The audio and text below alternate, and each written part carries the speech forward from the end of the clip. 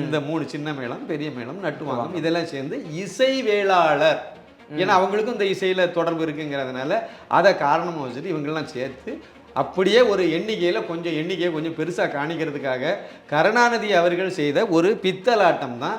உண்மையான விஷயம் என்ன அப்படின்னா, கருணாநிதி இப்போ இருக்கக்கூடிய மு.க. ஸ்டாலின்கார் இருக்கார்ல, ஏன் காருன்னு போட்டு பேசுறேன்னா இவர் தெலுங்குங்கிறத அடையாளப்படுத்துக்கு தான் அப்படி சொல்லிட்டு காருன்ட்டெல்லாம் தெலுங்கு தான் அவரு தெலுங்கு வம்சாவளி தான் அப்படிங்கிறது. நான் என்ன கேட்குறேன்னா, தமிழ்நாடு தானே, அப்போ தமிழன் தானே ஆளணும். அந்த இடத்துல சீமான் சொல்றது கரெக்ட்னு சொல்லுவேன். சீமானே தமிழன் கிடையாது, அதில் தான் வேடிக்கை. இதில் கருணாநிதி தமிழன் கிடையாது, ஆனால் அவர் தமிழின தலைவர் எப்படி வந்தார், அதான் அதில் வேடிக்கையான கூத்து. இதெல்லாம்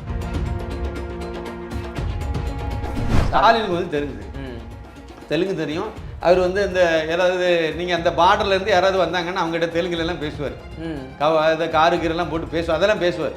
ஆனால் வெளியே சொல்ல மாட்டாங்க, அவ்வளோதான். அதனால் அவங்க தெலுங்கு வம்சாவளி தான். நான் என்ன கேட்குறேன்னா அதை ஒத்துக்கிட்டுங்க. உண்மையே ஒரு சின்ன உதாரணம் சார், பாராளுமன்றத்தில் 2 நாளைக்கு முன்னாடி இந்த பட்ஜெட் கூட்டத்தொடரில் கனிமொழி ஒரு கேள்வி ஒன்று எங்களுக்கு வந்து, அதாவது கோவை மதுரை இதுக்கெல்லாம் மெட்ரோ ரயிலுக்கு வந்து நிதி ஒதுக்கலை அப்படின்னு சொல்லி கேட்குறாங்க. அவங்க ஒன்று சொல்லுவாங்க, முதல்ல அறிக்கை ஒழுங்காக தாக்கல் சொல்லி தப்பாக தாக்கல் பண்ணியிருக்கேன்னு சொல்கிறாரு, பதில் சொல்கிறாரு. இது அமைச்சர் வந்து இணை அமைச்சர் உடனே அதுக்கு ரிப்ளை கொடுக்குறாரு. அதோட துண்டக்கான துணியக்கானு ஓடிட்டாங்கல்ல. தமிழகத்தில் எத்தனை ஆசிரியர்கள் போர்ஜரியாக இருக்காங்க தெரியுமா? 10 அண்ணா பல்கலைக்கழகத்தில் உள்ளதில் 10 என்ஜினியரிங் காலேஜில் 353 பேராசிரியர்கள் வந்து போலி பேராசிரியர்களாக இருந்திருக்காங்க. அதில் ஒன்று யாருக்கு காலேஜ் தெரியுமா? ரகுபதி, சட்ட அமைச்சர் ரகுபதியுடைய காலேஜில் இந்த மாதிரி இருக்காங்க. ஒரே பேராசிரியர் 10-15 கல்லூரிகளில் பாடம் எடுக்கிற மாதிரியெல்லாம் கணக்கு. அப்போ அவ்வளோ பேருக்கு அவங்க அக்கௌண்ட்டில் பணம் வருதில்ல. இதில் வேற ஆதார் கார்டே போர்ஜரியாக பண்ணியிருக்காங்கன்னா எவ்வளவு பெரிய பித்தலாட்டம். இதுக்கு ஒரு உயர்கல்வித்துறை, அந்த துறைக்கு ஒரு அமைச்சர் பொன்முடி, அந்த ஆள் இருக்காரே இல்லையா? எப்படி பேசுவார், வாய் திறப்பாரு. செம்மண்ணில் கொள்ள, நல்ல மண்ணில் கொள்ள, அப்புறம் வந்து வருமானத்துக்கு அதிகமாக சொத்து சேர்த்ததில் கொள்ள. மு.க. ஸ்டாலினுக்கு மகள் செந்தாமரை நடத்தக்கூடிய சன்ஷைன் பள்ளிக்கூடத்தில் கூட ஹிந்தி உண்டு. என்ன கொடுமை இது! தமிழ் கிடையாதானா? முக்கியமான விஷயம் தமிழ் கிடையாது. தமிழில் பேசுனா 500 ரூபா ஃபைன் போங்க. இப்படி ஒரு பள்ளிக்கூடத்தில் நடத்தி கேட்டால் என்ன தெரியுமா? அது கொள்கை வேற, தொழில் வேற. நடு ரோட்டில் வச்சு சுடணும், இந்த மாதிரிலாம் தத்துவம் பேசுறவங்க போது.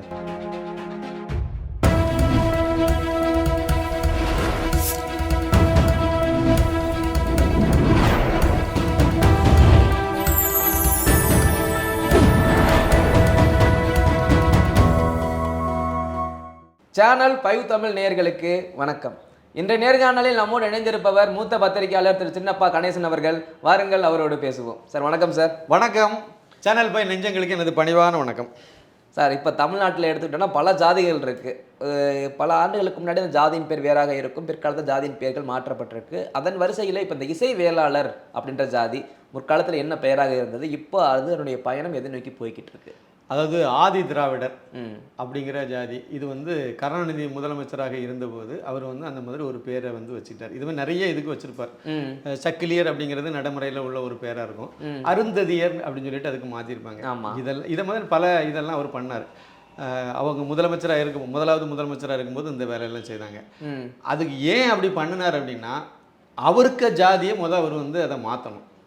அவருக்கு ஒரு தாழ்வு மனப்பான்மை, அவருடைய ஜாதி. ஆமா, அவருடைய இது ஒரு தாழ்வு. உண்மையான விஷயம் என்ன அப்படின்னா, கருணாநிதி இப்போ இருக்கக்கூடிய மு.க. ஸ்டாலின்கார் இருக்கார்ல, ஏன் காருன்னு போட்டு பேசுறேன்னா இவர் தெலுங்குங்கிறத அடையாளப்படுத்துக்கு தான் அப்படி சொல்லிட்டு. காருன்ட்டெல்லாம் தெலுங்கு தான் அவரு தெலுங்கு வம்சாவளி தான் அப்படிங்கிறது. எனக்கு என்ன பொறுத்த வரைக்கும் தனிப்பட்ட முறையில் ஒரு விஷயத்தை நம்ம ஒரு டிஸ்க்ளைமர் சொல்லிடுறேன். எனக்கு வந்து எந்த மாநிலத்தில் சேர்ந்தவங்க இருந்தாலும் சரிதான், எனக்கு இந்தியர்கள் அவ்வளவுதான், எல்லோருமே எனக்கு சகோதரர்கள் தான். நேஷன் ஃபர்ஸ்ட் அந்த பாலிசி தான் எனக்கு. ஒரு தேசியவாதி, இதில் நான் வந்து தெளிவாக இருக்கேன். ஆனால் இவங்களுக்கு நான் வந்து அவங்க பாணியில் தான் நான் பதில் சொல்லி ஆகணும். அவங்க லாங்குவேஜில் சொன்னால் தான் புரியும். ஹெச் ராஜாவை வந்தேரின்னு சொல்லி இவ்வளவு வருஷமாக பேசிகிட்டு இருந்தாங்க.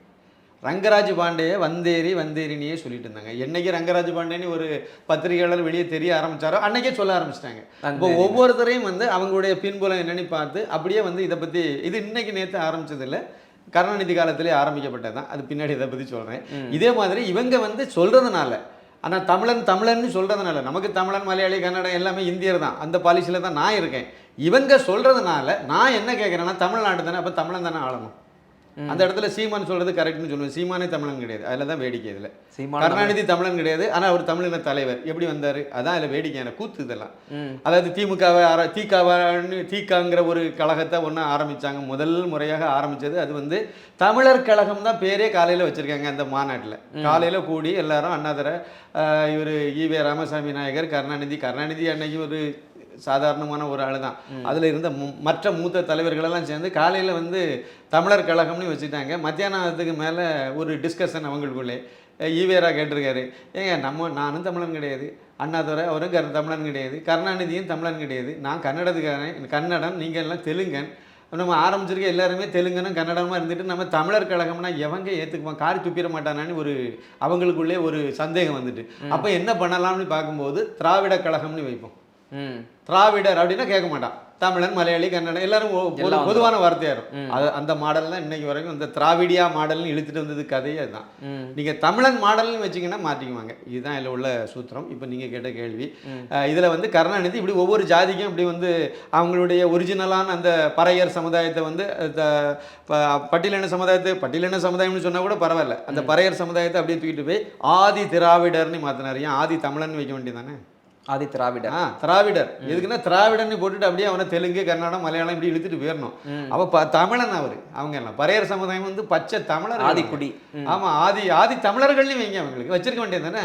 அப்படியே ஆதி திராவிடர்னு வச்சு, ஆதர் திராவிடர்னால பள்ளின்னு வச்சு, ஆதி திராவிடருக்குன்னு ஒரு துறையை உருவாக்கி, இப்படி எல்லாமே அந்த ஆதி திராவிடர் வந்தது எல்லாத்துக்கும் காரணமே இவங்க அதுக்குள்ளால போய் ஒளியிறது தான். அந்த அடிப்படையில் தான் இவர் வந்து கருணாநிதி அவர்களுடைய சமுதாயத்துக்கு அதுக்கு ஒரிஜினல் பேர் வந்து சின்ன மேளம். சின்ன மேளம் தான் இவருடைய அந்த இவர் சார்ந்த அந்த சமுதாயத்தினுடைய பேர் வந்து சின்ன மேளம். அதை வந்து ஒரு கணக்கெடுப்பு ஒன்று நடத்துறாரு. அப்போ ஒரு கணக்கெடுப்பு எடுத்து பார்த்துருக்காரு, எந்த ஜாதி எவ்வளவு இருக்காங்க அப்படிங்கிறத. இவர் முதலமைச்சராக இருந்த போது ஒரு சின்ன கணக்கு புள்ளி உரத்தை எடுத்து பார்க்கும்போது 10,000 கூட இல்லை இவங்க சமுதாயம். சின்ன மேளம்ங்கிற சமுதாயம் வந்து 10,000 கூட இல்லை. இன்னொன்று, அது தெலுங்கு வம்சாவளியில் நிற்கிது, தெலுங்கு வந்தேரி அந்த இதில் இருக்குது, தமிழனும் இல்லை. ஆனால் பெரிய மேளம்னு ஒன்று இருக்குது, அது வந்து கொஞ்சம் எண்ணிக்கையில் நிறையா இருக்காங்க. அவங்க வந்து இங்கே உள்ள பூர்வீக குடிகள் தமிழர்கள். பெரிய மேளம்ங்கிறது வந்து தமிழர்கள். கோவில்களில் நாதஸ்வரம், இந்த இசை இதெல்லாம் பண்ணக்கூடியவங்க. இன்னும் சிலர் வந்து என்ன சொல்கிறாங்கன்னா பரதநாட்டியம் இந்த மாதிரிப்பட்ட இதெல்லாம் கூட அவங்க கிட்ட இருந்து தான் அப்புறம் பிற்காலத்தில் வந்து பிராமண சமுதாயத்துக்கு உள்ளவங்களாம் அதில் ஈடுபட்டாங்க வந்தாங்கலாம் சொல்கிறாங்க. அதில் ஆராய்ச்சிக்கு உட்படுத்தப்பட வேண்டியது, அதில் எனக்கு தெரியல. ஆனால் வந்து இதெல்லாம் சொல்கிறாங்க. அப்போ அந்த நீங்கள் இதை மட்டும் எடுத்துருங்க. பெரிய மேளம்ங்கிறது வந்து நிறைய அந்த பெரிய மேளம்ங்கிற அந்த சமுதாயத்தில் பார்த்தீங்கன்னா பின்னாடி உள்ள பேர்களுடைய அந்த இதில் பார்த்தீங்கன்னா பிள்ளைங்கிறத சேர்த்துருப்பாங்க. நிறைய பிள்ளைன்னு வரும், நாதஸ்வர வித்வான், இந்த பிள்ளை அந்த பிள்ளை அப்படின்னு சொல்லிட்டு வரும். அவங்க உண்மையிலேயே வந்து பிள்ளைமார் சமுதாயத்தை சார்ந்தவங்க இல்லை. இப்போ எங்க கன்னியாகுமரி மாவட்டத்தில், திருநெல்வேலி மாவட்டத்தில் நடந்த பாபு சிதம்பரம் பிள்ளைன்னு அவங்க வேற. ஆமா, சிதம்பரம் பிள்ளைன்னு சொல்லணும்ல, அந்த பிள்ளை வேற, இவங்க வேற. ஆனால் இவங்க வந்து பெரிய மேளம் கரெக்டாக சொன்னா, ஆனால் அவங்களுடைய ஜாதியிலையும் பிள்ளைங்கிறது இருக்கும். அப்படி நிறைய நடைமுறையில் இது வச்சிருக்காங்க. வச்சு அது ஒரு பெரிய எண்ணிக்கையிலான ஒரு சமுதாயம். இன்னொரு சமுதாயம் வந்து நட்டுவாங்கம் அப்படிங்கிறது இன்னொரு சமுதாயம். இந்த 3 சின்ன மேளம், பெரிய மேளம், நட்டுவாங்கம் இதெல்லாம் சேர்ந்து இசை வேளாளர். ஏன்னா அவங்களுக்கும் இந்த இசையில தொடர்பு இருக்குங்கிறதுனால அதை காரணமாக வச்சுட்டு இவங்கெல்லாம் சேர்த்து அப்படியே ஒரு எண்ணிக்கையை கொஞ்சம் பெருசாக காணிக்கிறதுக்காக கருணாநிதி அவர்கள் செய்த ஒரு பித்தலாட்டம் தான் இந்த இசை வேளாளருங்கிற ஒரு இதுவே. அதை வச்சு தான், ஏன்னா மற்றதெல்லாம் நீங்கள் பண்ணாதான், இதை மட்டும் பண்ணீங்கன்னா கண்டுபிடிச்சிருவாங்க. அப்போ ஏன் எதுக்குன்னு கேள்வி கேட்க ஆரம்பிச்சிருவாங்க. அதனால் அவர் வந்து என்ன பண்ணார்னா, இசை வேளாளர் அப்படின்னு ஒரு இதை கொண்டு வரதுக்கு முன்னாடி இவங்களெல்லாம் கொண்டு வந்து இப்படி வந்து சக்கிலியரா, அவங்கள அருந்ததியர் அப்படின்னு உருட்டி பறையரே நல்லா தானே இருக்குது. பறையர் சமுதாயத்துக்கு பேரை மாற்றணும்னு நினச்சிங்கன்னா கன்னியாகுமரி மாவட்டத்தில் இதே பறையர் சமுதாயத்துக்கு அங்கே இருக்கக்கூடிய பேர் வந்து சாம்பவர் அப்படின்னு ஒரு பேர் இருக்குது. நல்ல பேர்.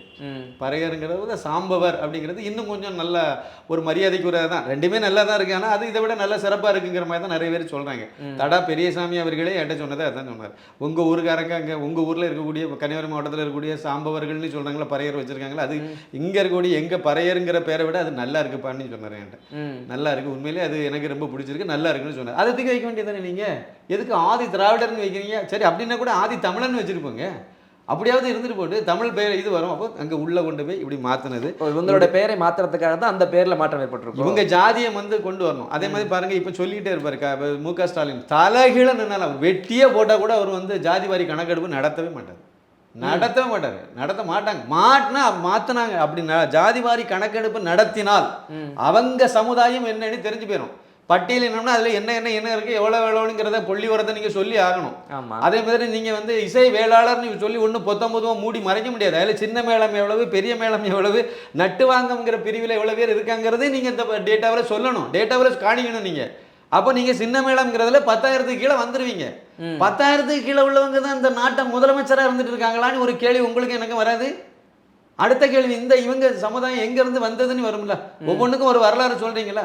பார்ப்பான், அங்க ஆரியர், திராவிடன், அங்கிருந்து வந்த ஆரியர்கள் எல்லாம் வந்து அந்த கைபர் போலன் களவாய் வழியாக வந்தான்னு ஒரு கட்டுக்கதையை அங்கிருந்து கால்டுவல்னு ஒரு நாய் எழுதி வச்சதை இன்னைக்கு வரைக்கும் சொல்லிட்டு இருக்காங்கல்ல.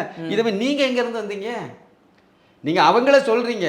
கருணாநிதி குடும்பம் இன்னைக்கு வரைக்கும் சொல்லிட்டு இருக்கு. அது வந்து பார்ப்பன் வந்து அங்க ஆரியன், திராவிடன், கணவாய் வழியாக ஆரியன் வந்தான்னு சொல்லிட்டு ஆரியன் தான் பார்ப்பன் சொல்லி அடையாளப்படுத்திட்டு இருக்காங்க. நீங்க எங்கேயா இருந்து வந்தீங்க? அதை கேட்டிங்கன்னா நீங்கள் ஆந்திராவில் போய் நிற்கிது. ஆந்திராவில் பிரகாசம் மாவட்டத்தில் ஓங்கோலுக்கு அருகே செருவு கொம்ம பாளையம், பாளையம்ங்கிற வார்த்தை தமிழாக்கத்தில் இவங்க போட்டு வச்சுருக்காங்க. உண்மையிலே பாளையம் கிடையாது, PALEM இதான் ஸ்பெல்லிங் இப்பவும் நடைமுறையில் உள்ளது தான். இங்கிலீஷில் பார்த்தீங்கன்னா அதில் அந்த பாளையம்ங்கிறதுல PALEM அந்த மாதிரி தான் அது வரும் உச்சரிப்பு. ஆனால் தமிழில் வந்து செருவு கொம்ம பாளையம்னு வச்சுருக்காங்க. கொம்மு பாளையம் கரெக்டாக சொன்ன அந்த உச்சரிப்பு கொம்மு பாளையம்ங்கிறது தான் வரும். இதில் நான் ஒரு விஷயம் சொல்கிறேன். இப்போ நான் இதை சொன்னதை நிறைய பேர் வந்து அது என்ன ஆதாரத்தில் பேசுகிறாங்க, என்ன ஆதாரம் இருக்குது, அவர் ஆந்திராவில் தான் வந்தாருங்கிறதுக்கு என்ன ஆதாரம் இருக்குன்னு சொல்லிட்டு ஒரு இதை உடனே தூக்கிட்டு வருவாங்க, கேட்பாங்க. நான் என்ன சொல்கிறேன்னா, நீங்கள் ஹிந்துன்னா நீங்கள் ஒத்துக்கிடுவீங்களா? ஹிந்து பத்திரிகை, த ஹிந்து, அந்த பத்திரிகைனா திமுக கொத்தடிமை பத்திரிகை வெளிப்படையே சொல்லலாம். அந்த பத்திரிகையில் போட்டால் நீங்கள் ஏற்றுக்கிடுவீங்களா? முரசொலி மாதிரி தான் அதுவும். முரசொலியில் போட்டதான் ஒன்று தான், அதில் போட்டாலும் ரெண்டுமே நீங்கள் ஏற்றுக்கிடுவீங்க. அப்போ ஹிந்துவில் வந்ததை நான் ஒன்று சொல்லட்டுமா? ஒரு ஆதாரமாக எடுத்து உங்கள்கிட்ட முன் வைக்கட்டுமா? வைக்கிறேன், அப்படியே வாசிக்கிறேன். டேட்டு வந்து 10/5/2021. முதலமைச்சராக மு.க. ஸ்டாலின் வெற்றி பெற்ற உடன் வந்த பதிவு இது. அந்த டைமில் இவர் இந்த ஆட்சியை பிடிச்சார்ல, திமுக ஆட்சியை பிடிச்சி ஒரு முதலமைச்சர் இவர் தான் சொல்லி வந்த உடனே அந்த நேரத்தில் ஹிந்து பத்திரிகையில் ஸ்டாலின் பதவி ஏற்றதற்காக ஆந்திர மூதாதையர் கிராமத்தில் கொண்டாட்டம், தலைப்பு இதுதான். இது வந்து ஹிந்து தமிழ், அதனுடைய ஒரிஜினல் தலைப்பு நான் இப்போ சொல்கிறது. ஸ்டாலினின் பதவி ஏற்றதற்கு, ஸ்டாலின் முதலமைச்சராக பதவி ஏற்றதற்கு ஆந்திர மூதாதையர் கிராமத்தில் கொண்டாட்டம்.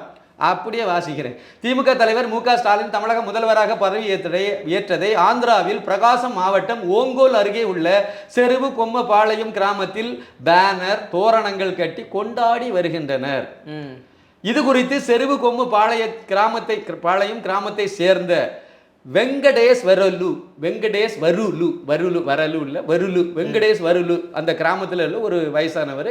அவர் வந்து இதில் வந்து இந்த பேட்டி வேற கொடுத்துருக்காரு. ஹிந்துக்கு தான், என்னிடம் கொடுக்கல, ஹிந்து பத்திரிகை கொடுத்துருக்காரு. அது இவங்க பிரசுரம் பண்ணியிருக்காங்க, ஆன்லைனில் இன்னைக்கு இருக்கு. ஆந்திரா, அவர் சொன்ன வாசகம், ஆந்திரா தமிழகம் எல்லாம் ஒன்றாக இருந்த சமயத்தில் பல மன்னர்கள் இப்பகுதிகளை ஆண்டுள்ளனர்.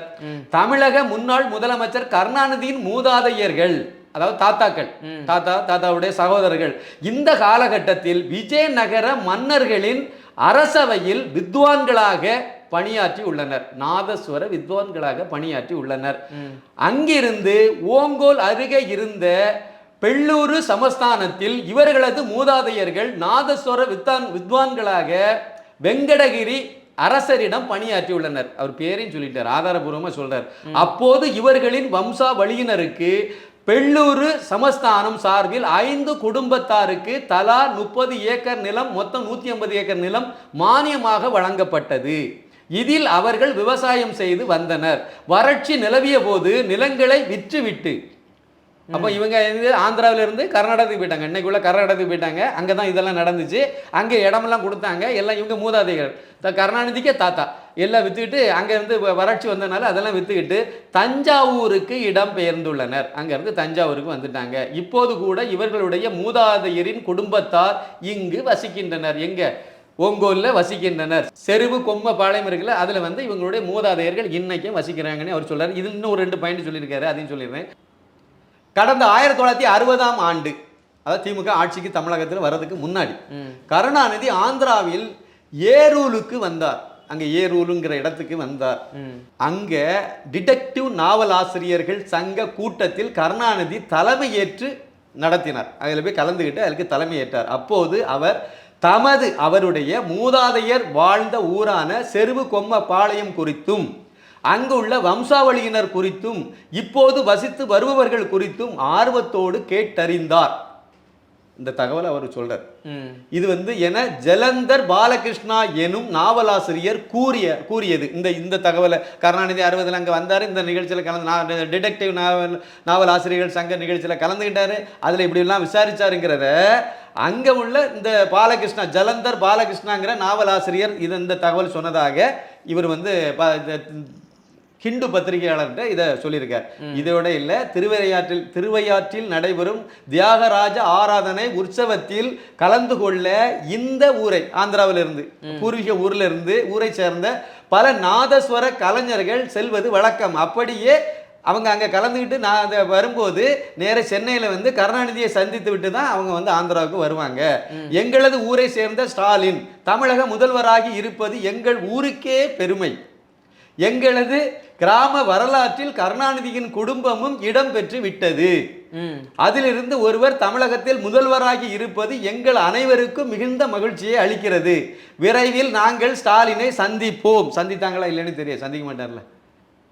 ஃபோட்டோவோடு இருக்குது. அங்கே வந்து கட் அவுட் வச்சு அதுக்கு வந்து பூவெல்லாம் போட்டு கொண்டாடின ஃபோட்டோவோட அந்த கிராமத்திலோட இது இருக்குது. செருவு கொம்ம பாளையம், இதுதான் கருணாநிதியுடைய ஊர். இது வந்து எப்போ முத வெளியே தெரிய ஆரம்பிச்சதுன்னா பாருங்க, ஒரு தமிழன் மாதிரிலாம் இருக்குது. அமெரிக்காவில் அவங்க இது பண்ணுற மாதிரி இப்போ ஆந்திராவில் ஸ்டாலினர்கள் பதவி எப்படி போகுது. அதாவது இது எங்கே பிரச்சனை ஆரம்பிச்சதுன்னா அண்ணன் எம்ஜி இது வெளியே தெரியாமல் தான் இருந்துச்சு. முதல் முறையாக எம்ஜிஆர் அவர்களை வந்து கருணாநிதி இழிவுபடுத்தி பேசல பெரிய கில்லாடி, அதனால அவரை இழிவுபடுத்தி போடும்போது மலையாளின்னு சொல்லிட்டார். கருணாநிதி எம்ஜிஆரை பார்த்து மலையாளின்னு சொல்லிட்டார். உடனே அவர் என்ன சொல்லிட்டாருன்னா, நீ தமிழனே கிடையாது, நீ தெலுங்குன்னு சொல்லிட்டார். அந்த நேரத்தில் இது எல்லா பத்திரிகைகளையும் வந்துட்டு உண்மையை சொல்லிட்டாரு. ஆமாம், சொல்லி அது வெளியே வந்துட்டு இப்போ கூட கூகுளில் போய் நீங்கள் இந்த இதை போட்டிங்கன்னா அங்கே ஒரு ஃபோட்டோவே வரும். அந்த பழைய பத்திரிகையை ஃபோட்டோ எடுத்து உள்ளே போட்டு வச்சது வருது. அதான் எக்குத்தப்பா உள்ளே கிடக்குது வந்துடும். அப்போ எம்ஜிஆர் வந்து அதில் கேட்டது, அந்த எம்ஜிஆரை பற்றி இவர் நோண்ட ஆரம்பித்த உடனே டக்குன்னு உடனே இவர் திருப்பி பிடிச்சார் பாருங்க. இவர் பதில் சொல்ல முடியல, அப்படியே ஆஃப் ஆகிட்டார்.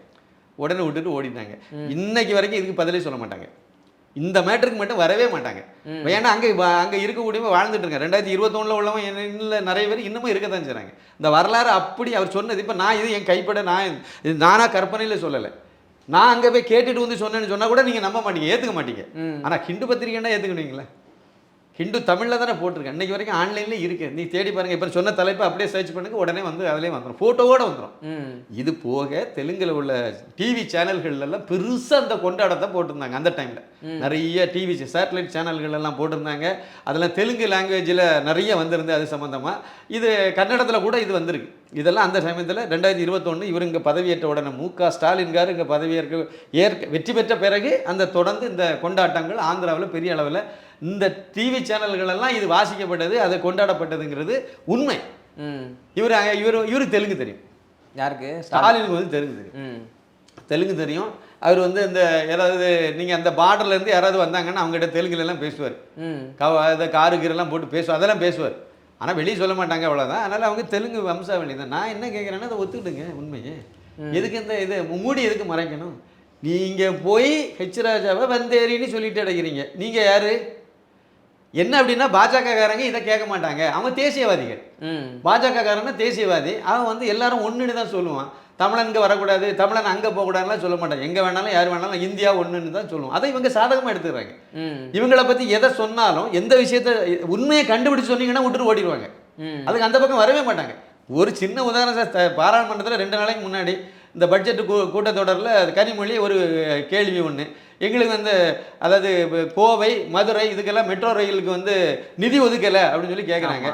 அவங்க ஒன்று சொல்லுவாங்க, முதல்ல அறிக்கை ஒழுங்காக தாக்கல் சொல்லி தப்பாக தாக்கல் பண்ணியிருக்கேன்னு சொல்கிறாரு, பதில் சொல்கிறாரு. இது அமைச்சர் வந்து இணை அமைச்சர் உடனே அதுக்கு ரிப்ளை கொடுக்குறாரு. அதோட துண்டக்கானம் துணியக்கானு ஓடிட்டாங்கல்ல.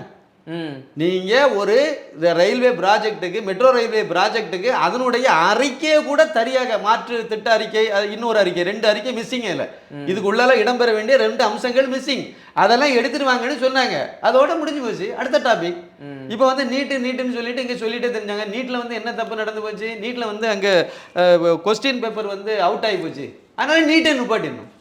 தமிழகத்தில் எத்தனை ஆசிரியர்கள் போர்ஜரியாக இருக்காங்க தெரியுமா? 10 அண்ணா பல்கலைக்கழகத்துக்கு உள்ளதில் 10 என்ஜினியரிங் காலேஜில் 353 பேராசிரியர்கள் வந்து போலி பேராசிரியர்களாக இருந்திருக்காங்க. இப்போ என்ன செய்ய போறீங்க? அதில் ஒன்று யாருக்கு காலேஜ் தெரியுமா?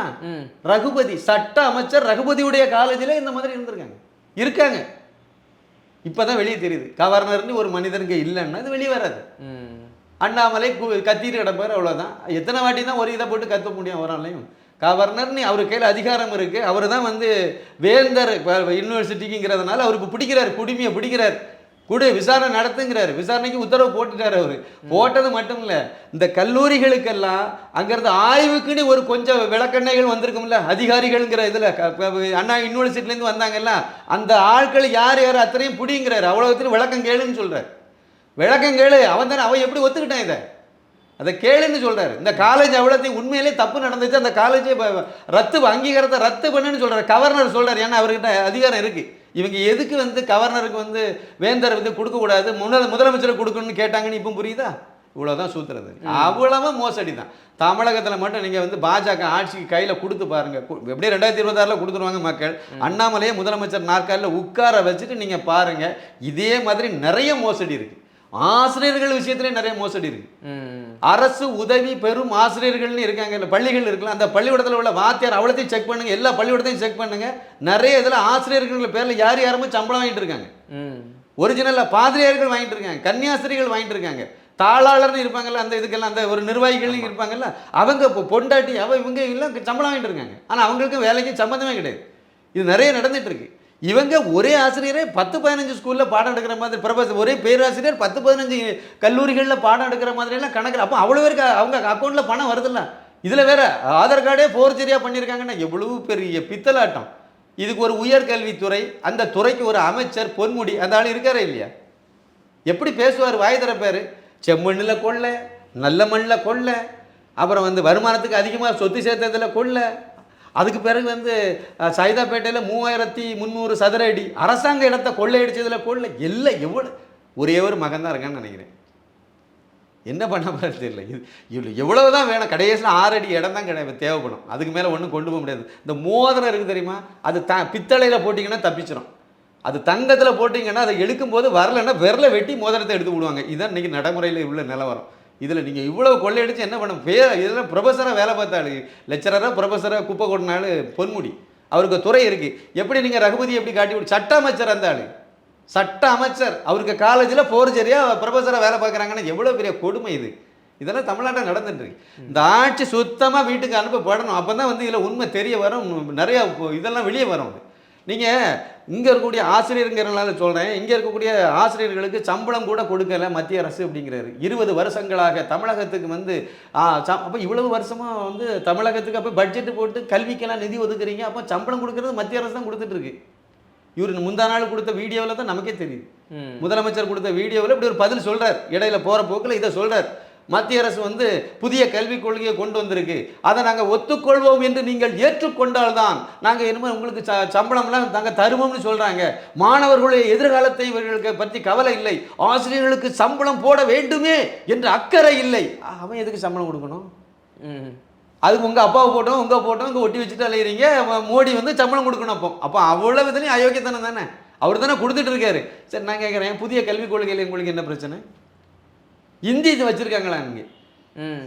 அவ்வளோ பேரும் தாய்மொழியில் படிக்கலான்னு வச்சுருக்கு. வேறு என்ன வேணும் அங்கே? தரமான கல்வி, சர்வதேச அளவில் ஒரு மாணவன் வந்து தன்னுடைய தரத்தை உயர்த்துறதுக்கு ஒரு கல்வி திட்டம் கொண்டு வராங்க. அது கொண்டு வந்தது, அதுக்கு ஆராய்ச்சி பண்ணதெல்லாம் பாஜக காரனே கிடையாது. முதல் பாஜக ஆட்சிக்கு வர்றதுக்கு முன்னாடி காங்கிரஸ் காலத்தில் கொண்டு வரப்பட்ட முயற்சி செய்யப்பட்டது, நடைமுறைப்படுத்தப்பட்டது தான் பாஜக அரசாங்கத்தில் வரும்போது நடைமுறைப்படுத்தியிருக்காங்க. அவ்வளோதான். பிரச்சனை என்னென்னா வேற ஒன்றும் இல்லை, அது தரமான கல்வின்னு எல்லாத்துக்கும் தெரியும். அந்த கல்வி திட்டத்தை அமல்படுத்தினா இங்கே நிறைய பேர் முன்னேற முடியும்னு எல்லாத்துக்கும் தெரியும். எங்கே பிரச்சனைன்னா, நீங்கள் அதை இங்கே நடைமுறைப்படுத்திட்டீங்க அப்படின்னா, அந்த கல்வி திட்டத்தை அப்படியே நீங்கள் இங்கே அமல்படுத்திட்டீங்க அப்படின்னா, தமிழகத்தில் உள்ள அரசாங்க பள்ளிக்கூடத்தில் அத்தனையுமே வந்து ஜொலிக்க ஆரம்பிச்சிடும். நீ ஒன்றுமே செய்ய வேண்டாம். இங்கே உள்ள பள்ளிக்கூடத்தில் எல்லாம் மாணவர்கள் வந்து, அதாவது இடமில்லாத அளவுக்கு மாணவர் சேர்க்கை வந்துடும். ஏன் தெரியுமா? தனியார் பள்ளிக்கூடத்துலேயும் அதே கல்வி திட்டம், அரசாங்க பள்ளிக்கூடத்துலையும் அதே கல்வி திட்டம். அங்கே என்னத்தை சொல்லிக் கொடுக்காங்களோ அங்கேயும் இங்கேயும் அதை தான் சொல்லிக் கொடுக்குறாங்க. அப்படி சொல்லும்போது நீங்களும் நானும் எப்படி தனியார் பள்ளிக்கூடத்தில் எப்படி கொண்டு குழந்தைய சேர்ப்பாங்க? யாராவது சேர்ப்பாங்களா? லட்சமாக கொட்டி கொடுத்து கொண்டு சேர்ப்பாங்களா? அவளுக்கு MK ஸ்டாலினுக்கு மகளுக்கு பள்ளிக்கூடம் என்ன ஆகும்? அடிக்கும். நீங்கள் என்னதான் சன்ஷைன்லாம் சொல்லுங்க, இங்கே 2-3 வருஷத்துக்கு பல்ஸ் பார்ப்பாங்க, எப்படி இருக்குன்னு பார்ப்பாங்க. நவோதயான்னு ஒரு பள்ளிக்கூடம், மத்திய அரசு பள்ளிக்கூடம், மத்திய அரசினுடைய பள்ளிக்கூடம் நவோதயா, அது கொண்டு வந்தது ராஜீவ் காந்தி கொண்டு வந்தது, ஒன்றும் மோடி கொண்டு வந்ததெல்லாம் கிடையாது. அந்த கல்வி திட்டம் நல்ல கல்வி பள்ளிக்கூடம் அது 1985 அதுக்கு விதை போட்டாங்க, 86 நடைமுறைப்படுத்தினாங்க. மாவட்டத்துக்கு ஒரு, இந்தியா முழுக்க மாவட்டத்துக்கு ஒரு பள்ளி, நவோதயா பள்ளி, செலவு எல்லாமே மத்திய அரசு. 28 ஏக்கர் இடம் மட்டும்தான் மாநில ஒரு பள்ளிக்கூடத்துக்கு மாநிலம் கொடுக்கணும். இந்தியாவில் அனைத்து மாநிலங்கள்லையும் அந்த நவோதயா பள்ளிக்கூடம் இருக்கு. கேந்திர வித்யாலயம்னு ஒன்று இருக்குது, அது வேற, அதை கன்ஃபியூஸ் பண்ணிடுறாங்க. இது நவோதயா பள்ளிகள் தமிழ்நாட்டில் மட்டும் கிடையாது. சொன்ன காரணம் என்ன தெரியுமா? இந்தி அங்கே சொல்லி கொடுக்குறாங்க. 6வது வகுப்புலேருந்து 12ஆம் வகுப்பு வரைக்கும் ஃபீஸ் எவ்வளோ தெரியுமா? 100 ரூபா, 500 ரூபா, 1200 ரூபா. அதில் படிக்கிற மாணவர்களுக்கு எப்படி தெரியுமா? உண்டு உறைவிட பள்ளி கொண்டு சேர்த்துட்டா போதும், மிச்சத்தை அவங்களே பார்த்துக்குவாங்க. 75% மாணவர்கள் வந்து கிராமத்தில் இருந்து வரக்கூடியவங்களுக்கு முன்னுரிமை. அதில் எஸ்சி எஸ்டிக்கு முன்னுரிமை. அதுலேயும் மலைவாழ் அந்த பழங்குடியின மாணவர்களுக்கு இன்னும் முன்னுரிமை கொடுத்து உள்ள வச்சு, அவங்களுக்கு தனி கோட்டா வச்சுருக்காங்க உள்ளால படிக்கிறதுக்கு. அவங்களுக்கெல்லாம் செலவே கிடையாது, பிள்ளைய கொண்டு சேர்த்தா போதும். அந்த பள்ளிக்கூடத்தில் படித்த நவோதயா பள்ளிகளில் படித்த மாணவர்கள் தான் நீட்டில் அதிகமாக சைன் பண்ணி முன்னாடி வந்துட்டு இருக்காங்க. அது மத்திய அரசாங்கத்தினுடைய அரசாங்க பள்ளிக்கூடம் தானே. தமிழக அரசாங்கத்தினுடைய பள்ளிக்கூடத்தில் படிக்கிறவன் எந்த லட்சணத்தில் இருக்கான்? வர முடியலையே. ஏன் வர முடியல? தரம் கெட்ட ஒரு கல்வியை வச்சிருக்கீங்க. சமச்சீர் கல்வி திட்டம் கொண்டு வந்தது யாரு? கருணாநிதியும் இப்போ இருக்கக்கூடிய ஸ்டாலினும் சேர்ந்தான். அன்னைக்கு அவர் முதலமைச்சர், ஒரு துணை முதலமைச்சர். தரங்கட்ட ஒரு கல்வி திட்டம், நல்ல தரமான கல்வி திட்டம்னு அந்த திமுக காங்கிரஸ்காரங்க, திமுகவை எடுத்துடுங்க. கருணாநிதி குடும்பத்தில் எத்தனை பேர் சார் அந்த கல்வி திட்டத்தில் படிக்கிறாங்க? திமுக காரங்க நடத்துகிற பள்ளிக்கூடத்தில் துரைமுருகன், ஏவா வேலு, இவங்கெல்லாம் நடத்துகிற பள்ளிக்கூடத்தில் வந்து பொன்முடி, இவங்க நடத்துகிற பள்ளிக்கூடத்தில் சமச்சீர் கல்வி திட்டத்தை வச்சிருக்காங்களா? உங்கள் தலைவர் கருணாநிதி தானே கொண்டு வந்தார், இப்போ இருக்கக்கூடிய முதலமைச்சர் தானே ரெண்டு சேர்ந்தானே கொண்டு வந்தாங்க. நடைமுறைப்படுத்த வேண்டியது தானே. முதலமைச்சர் அவருடைய பொண்ணு சன்ஷைன் பள்ளிக்கூடத்தில் வந்து நடத்த வேண்டியது தானே. அதை அவ்வளவு எத்தோழி தானே, ஏமாத்துவேன், மக்களை ஏமாற்றணும். இப்போ புதிய கல்விக் கொள்கையை அமல்படுத்திட்டீங்க அப்படின்னா அத்தனை திமுக காரங்க உள்பட தனியார் பள்ளிக்கூடம் அவ்வளோ மூடிட வேண்டியதான். போக மாட்டாங்க. எப்படி போவாங்க? அங்கே 1 வருஷம் 2 வருஷம் 3 வருஷம் அப்படி போகும். ஒன்றா அதுக்கு பிறகு அது மேலே பிக்கப் ஆக ஆரம்பித்த உடனே எல்லாருமே கொண்டு சேர்த்து விடுவாங்க, ஒரே வருஷத்துக்கு சேர்த்து விடுவாங்க சார். அந்த அளவுக்கு தரமான ஒரு கல்வியாக இருக்குது. அதனால தான் இவங்க வந்து இந்த மாதிரி அதை பண்ணக்கூடாதுன்னு சொல்லி அதே மாதிரி தான் தமிழ்னு சொல்லக்கூடியது தான். இதுவே இந்தி எதிர்ப்புன்னு இன்னொன்று புதிய கல்விக் கொள்கையில் ஒரு முக்கியமானது என்ன தெரியுமா? 3வது மொழி, எத்தனை மொழி வேணாலும் படிச்சுக்கிட்டு இருக்கும் குழந்தை, அதுக்கு கெப்பாசிட்டி விடுங்கன்னு சொல்லிட்டாங்க. 3வது ஒரு மொழியை நீங்கள் இன்னொரு மொழியை படிச்சுக்கலாம், சாய்ஸ். அது உங்களுக்கு விருப்பமான ஏதோ ஒரு மொழியை படிச்சுக்கலாம். தமிழ்நாட்டில் என்ன மொழியை எடுப்பாங்கன்னு நினைக்கிறீங்க? இந்தியை தான் படிப்பாங்க. தமிழ்நாட்டில் மாணவர்களை நீங்கள் 3வது ஒரு மொழியை நீங்கள் என்ன மொழியை எடுங்கன்னு சொல்லி சாய்ஸ் கொடுத்தீங்கன்னா இந்தி எடுப்பாங்க. வட இந்தியாவில் என்ன மொழி எடுப்பாங்க? இந்தி பேசும் மாநிலங்கள் இருக்குல்ல, ஊபி மாப்பி அதெல்லாம் இருக்குல்ல, ராஜஸ்தான் எல்லாம் எடுத்துடுங்க. இந்தி பேசும் மாநிலங்கள் இருக்குல்ல, பீகார், அங்கே எல்லாமே எடுக்கல. அவங்க என்ன மொழி எடுப்பாங்கன்னு நினைக்கிறீங்க? அவங்களுக்கு இந்தி தாய்மொழி. ஆமாம். அப்போ 3வது ஒரு மொழியை சவுத்தில் இருந்து எடுப்பாங்க. தமிழை தானே எடுப்பாங்க. பெரும் 90% பேர் தமிழை தானே எடுப்பாங்க. அப்போ தமிழ் இங்கேருந்து வட இந்தியா முழுக்க பரவுமா பரவாதா? அப்போ அங்கே தமிழை போதிக்கிறதுக்கு ஆசிரியர் இங்கேருந்து நம்ம ஏற்றுமதி பண்ண வேண்டிய சூழ்நிலை வருமா வராதா? அப்போ தமிழ் ஆசிரியர்களுக்கும் ஒரு பெரிய வாய்ப்பு அது உருவாக்கி தருதில்ல. அதில் ஏன் நீங்கள் மண்ணை வாரி போடுறீங்க? இவ்வளோதான் தமிழ் வளர்க்குற லட்சணம். தமிழ்னு சொல்லுவாங்க சார். இப்போ கூட பாருங்கள், ஒரு வாரத்துக்கு முன்னாடி இந்த வியாபாரிகளை கூப்பிட்டு வச்சு பேசிட்டு இருந்தார் மு.க. ஸ்டாலின்காரு. என்ன சொல்லிட்டு இருந்தார் தெரியுமா? தெருவிலெல்லாம் வந்து தமிழே இல்லை, உங்கள் கடைகள்லாம் தமிழில் பேர் அவருக்கு பேரே தமிழ் இல்லையே சார். மு.க. ஸ்டாலின் என்ன தமிழா? அவருக்கு பேரை தமிழில் வைக்க சொல்லுங்க. உதயநிதி தமிழ் கிடையாது, அதை மாற்ற சொல்லுங்க. திராவிட முன்னேற்ற கழகம் தமிழ் கிடையாது, அதை மாற்ற சொல்லுங்க. அது எப்படியும் அழிச்சு விடுவாங்க, மாற்ற சொல்லுங்க. உதய சூரியன் தமிழ் கிடையாது, அதை மாற்ற சொல்லுங்க. கருணாநிதி தமிழ் கிடையாது. இவங்க வச்சிருக்க நிறுவனங்கள் சன்ஷைன் பள்ளிக்கூடம் தமிழ் கிடையாது, ரெட் ஜெயண்ட் தமிழ் கிடையாது, சன் டிவி தமிழ் கிடையாது. அத்தனையும் அயோக்கியத்தனத்தை பண்ணிட்டு தமிழை வளர்க்கணும். எவ்வளோ பெரிய மோசடி! இதுதான் அந்த சின்ன மேளம் பெரிய மேளம்ங்கிற கதையிலிருந்து ஆரம்பிச்சது. அதுல இதுதான். உதயநிதி கருணாநிதிலாம் தமிழ் இல்லைன்னு சொல்றீங்கல்ல, வார்த்தையின் அடிப்படையில் தமிழா தானே இருக்கு. இல்ல சமஸ்கிருதம் வார்த்தை என்ன? நீங்க வந்து உதய, அந்த உதய சமஸ்கிருதம் சார். அது சமஸ்கிருதத்தை தமிழ் லெட்டரை வச்சு எழுதி வச்சிருக்காங்க. ஸ்டாலின் அது தமிழாக்கம் பண்ணுங்க, தமிழ் வார்த்தையில எழுதுங்க பார்ப்போம். உதயநிதியாவது ஊதா ஏன்னு தமிழ் எழுத்தியாவது அப்ளை பண்ண முடியும். ஸ்டாலினுக்கு என்னத்தை போடுறீங்க? இஸ்ஸு போடுறீங்களா? அது என்னது? வடமொழி சார், சமஸ்கிருதம். அது இஸ்ஸுங்கிற வார்த்தை தமிழே கிடையாது. அப்போ சுடாலின்னு எழுதுங்க. அப்போ அப்படி எழுதுறது தப்பு தான். என்கிட்ட கேட்டா மாத்துங்க, தமிழுக்கு மாத்துங்க. நீங்க தமிழுக்கு மேல தமிழன், அப்ப தமிழனை வச்சு வியாபாரம் பண்றீங்க, தமிழனை வச்சு பிழைப்பு நடத்துறீங்க. அதானே உண்மை. அப்போ அதானே செய்துட்டு இருக்காங்க. அப்ப காலத்துல இருந்து இதை தான் பண்றாங்க. அந்த பேருக்கு காரணம் சொல்றாங்களே, மாபெரும் தலைவருடைய என்ன காரணமா இருக்கு சார்? ஒண்ணு நீங்க அப்படி வாங்க, இல்லை இப்படி வாங்க. அதாவது யாரு என்ன மொழியிலும் வேணா பேர் வச்சுட்டு போட்டுன்னு சொல்லிட்டு கண்டுக்காதுங்க.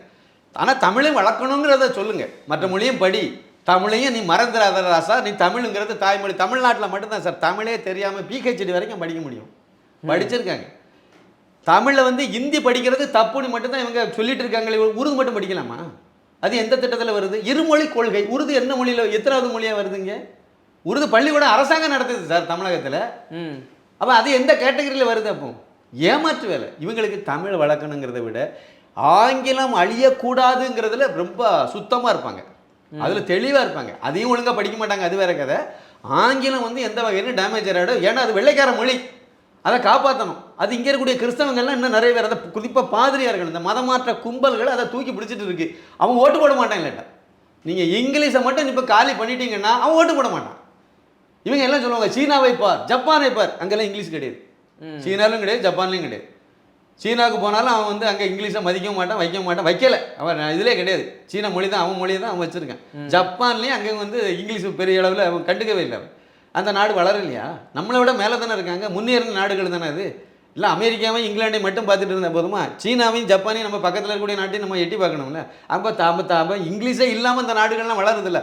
நான் என்ன சொல்கிறேன்னா, இங்கிலீஷை வச்சுட்டு போங்க. அதாவது சின்ன வயசில் வந்து நீங்கள் எத்தனை மொழியை வேணாலும் கற்றுக் கொடுக்கலாம் சார், கெப்பாசிட்டி இருக்குது. குழந்தைகள் வந்து ஏற்றுக்கும், அது படிச்சுட்டு போவோம், பின்னாடி அதை அவனுக்கு ஏதாவது ஒரு வகையில் பயன்படுத்திட்டு போகிறேன். நீ யார் அதை தடுக்கிறது? அதான் நான் கேட்குறேன்.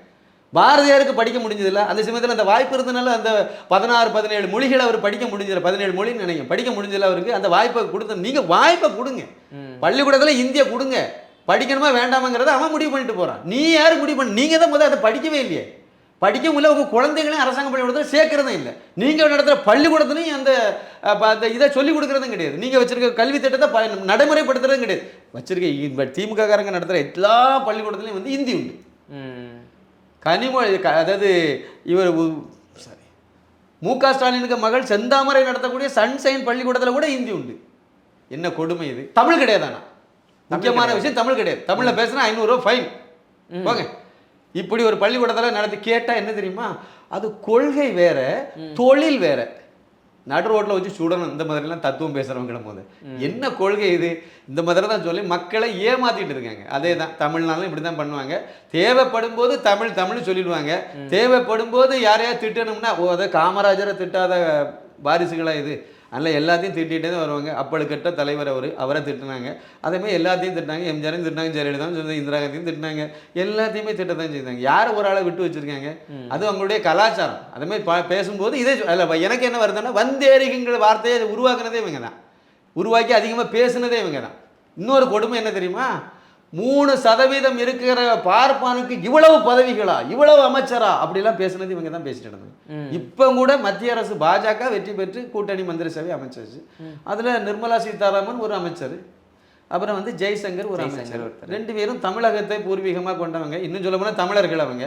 அந்த 2 தமிழனுக்கு ஒரு இடம் மத்திய மந்திரி சபையில் இடம், எல்முருகன் சேர்த்து 3 பேருக்கு வாய்ப்பு கிடைச்சிருக்குன்னு சொல்லி பாராட்ட வேண்டிய இடத்துல இருக்கிற தமிழ் இவங்க அவங்கள அப்படியே திசை திருப்பி 2 பேரும் அது பிராமணன் அவங்க வந்து, அதனால் பார்ப்பானுக்கு அங்கே வாய்ப்பு கொடுத்துருக்காங்க. அவங்க 2 பேரும் அமைச்சராக தானே இருந்தாங்க, திறமையான ஆள் தானே. ஜெய்சங்கர் வந்து அதிகாரி, இன்னும் சொல்லப்போனால் அவர் அரசியல்வாதியே கிடையாது. ஜெய்சங்கர் அவர் வெளியுறவுத்துறையை நல்லா தானே பண்ணியிருக்காரு. எல்லா நாடுகளுக்கு இடையிலும் ஒரு நல்ல நட்புறவை உருவாக்கி பெரிய லெவலில் நம்ம நாட்டை கொண்டு போகிறதுக்கு அவருடைய உழைப்பு, அவருடைய பங்களிப்பு இருக்குல்ல. அப்போ அவரை மறுபடியும் பயன்படுத்துகிறாங்க. உங்களுக்கு என்ன பிரச்சனை? நிர்மலா சீதாராமன் நிதியெல்லாம் கரெக்டாக தானே பண்ணியிருந்தாங்க. இது உலகமே கொரோனாவில் வந்து பொருளாதாரத்தில் பின்தங்கும் போது உலக நாடுகளெல்லாம் இந்தியா மட்டும் முன்னேறி வந்துச்சுல்ல. அந்த பெண்மணியை வைக்கல, உங்களுக்கு என்ன பிரச்சனை? நூலிபான்னு ஒரு வார்த்தையை காயின் பண்ணாங்கல்ல. அதை திமுகவிலேருந்து இந்த தமிழன் பிரசன்னானி தெருப்பூரிக்கு ஒன்று இழந்து அதை பெருமையாக பேசிச்சுல, ஒரு ஆள் கண்டிக்கலையே, இன்னைக்கு வரையும் கண்டிக்கலையே. நூலிபான் ஒரு சமுதாயத்தை எப்படி நீங்கள் குறைச்சி பேசுகிறீங்க? 3% உள்ளவங்களுக்கு இவ்வளவு கொடுக்குறீங்கன்னு கேட்டீங்களே, 10,000 கூட இல்லையே, அப்படி முதலமைச்சர் பதவி கொடுத்தீங்க. திமுக தலைவர் பதவி எப்படி கொடுத்து வச்சிருக்கீங்க? திமுக என்ன சவுத்தில் ஃபுல்லாக இருக்கா? தமிழ்நாட்டில் தானே இருக்குது. அப்போ தமிழர்களை மட்டும்தானே வச்சு நீங்கள் பண்ணிட்டு இருக்கீங்க. தமிழெல்லாம் வச்சுருங்க, திமுகவுக்கு தலைவராக்குங்க, முக்கிய பதவிகளெல்லாம் தமிழனுக்கு கொடுங்க. அதே மாதிரி நீங்கள் அமைச்சராகவும் தமிழனை வைங்க, முக்கியமான அமைச்சர் முதலமைச்சர் பதவியை தமிழனுக்கு வைங்க. கேள்வி கேட்கக்கூடிய நாள் வந்துட்டு இனிமே கேட்பாங்க மக்கள், கேட்க ஆரம்பிச்சிட்டோம்னா இனிமே கேட்பாங்க. இல்லை குறிப்பாக அந்த இசைவேளாளர் ஜாதி சொன்னோம், அதாவது நம்ம ஆரம்பித்தோம், அதனுடைய ஜாதி அடிப்படையில் எங்கே இருந்தது, எந்த கேட்டகரியில் இருந்து இப்போ எந்த கேட்டகரிக்கு வந்திருக்கு? அவங்க வந்து அதாவது வந்து அதுலேயும் ஒரு பெரிய கொடுமை ஒன்று இருக்குது. இந்த கருணாநிதி பண்ணையில் அது ஒரு துரோகம் என்ன அப்படின்ட்டான்னா, அவர் வந்து அதை இசை வேளாளருங்கிற பேர் போட்டு, அதாவது சின்ன மேளம் பெரிய மேளம்னு இருந்ததை ஒன்று சேர்த்து அதுக்கு ஒரு வட்டம் கட்டி அதை 3 ஜாதியும் சேர்த்து இசை வேளாளர்னு வச்சுருக்கு. எதுக்கு வேளாளர்னா, வெள்ளாளருங்கிறது வந்து ஃபார்வர்டு காஸ்ட்டில் இருக்குது. அந்த சாயம் வரணும், அதனுடைய அது மாதிரி காணிக்கணும். ஏன்னா ஒரு முதலமைச்சராக இருந்தாலும் அந்த பிள்ளைமார் சமுதாயம், அதனால அவங்களும் ஒன்றும் பெருசாக கேட்க மாட்டாங்க. இன்னமும் திமுகவில் இருக்காங்க. எனக்கெல்லாம் ரொம்ப வேதனையான எங்கள் ஊரில் நிறைய பேர் இருக்காங்க திமுகவில். 10% இடஒதுக்கீடை மோடி கொண்டு வந்து நடைமுறைப்படுத்தினார்.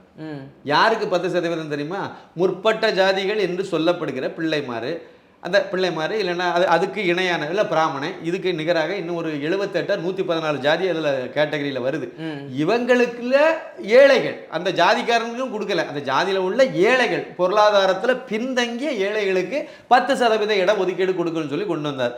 அது வந்து எந்த ஜாதிக்கு நீ கொடுத்துருக்க, பிசி எஸ்சி எஸ்டி இதிலெல்லாம் எம்பிசி இதெல்லாம் கொடுத்துருக்க, எந்த இதில் இருந்தும் எந்த ஒரு துளி அளவு கூட அதில் மாற்றம் கிடையாது. அது அப்படியே தான் இருக்கும்.